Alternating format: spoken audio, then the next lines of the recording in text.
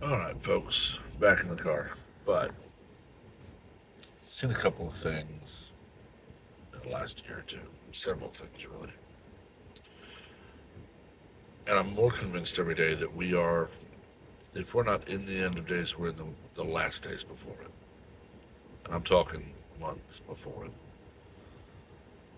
You have Elizabeth Warren leading the charge to close down crisis pregnancy centers, but leave abortion centers open. These crisis pregnancy centers, they are not attacking anyone. They will voice their opinion that abortion is wrong, but they are not screaming for government policy change or anything like that. They're just advocating the way citizens should. They're talking about their beliefs and they're spreading their beliefs the same way liberals do, but liberals do it through mobs and screaming. And conservatives do it by talking to people. These crisis pregnancy centers, they provide monetary support, emotional support, medical support. They provide a way for the mother to have her child and not kill it. And Elizabeth Warren is demanding government shut these down. This is the same woman who lied about her ethnicity to get a job and was never held responsible for it. We have false teachers like Brandon Robertson or Robinson, whatever his name is, openly stand in churches and preach blasphemy. One of his more infamous videos on social media was where he said that Lazarus was gay and Jesus told him to come out of the closet. Countless people held up their Bibles and said, let's read the entire story, and did. Lazarus was not in the closet. Lazarus was physically dead. He was wrapped in his death shroud and buried in a tomb. Christ commanded the stone to be rolled away and said, Lazarus, come forth. Lazarus was raised from a actual death. But Brandon says he was dead to self, and Jesus was telling him, be yourself, and all that. No, Jesus was not doing that. He was raising the man from an actual death.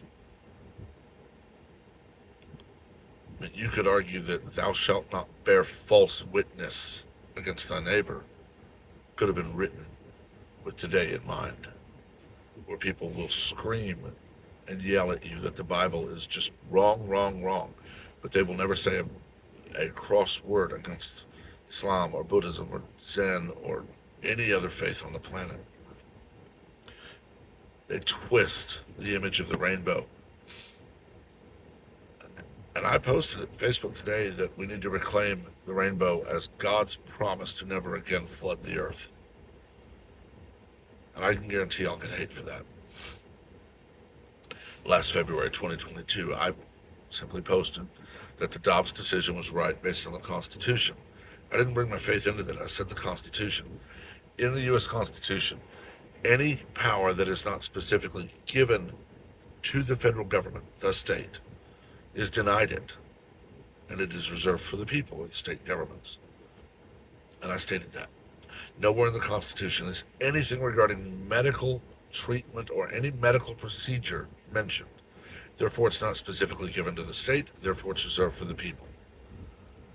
And I'm fairly sure that is what started the ball rolling to get me to June, where I was fired. And yeah, they found a reason and they made sure that I got nothing. But God saw me through. We must stand firm on our faith. And if, like so many throughout history, that means I'm jailed or killed, I will praise God in the cell or I will be sent home to Him. But we must stand firm in our faith. We must stand for our faith. Because, after all, if we deny Christ before the world, He'll deny us before the Father. And silence is a form of denial. I will not be silent about my faith, up to and including if it causes my death. I may not go gentle, but I will not deny my faith.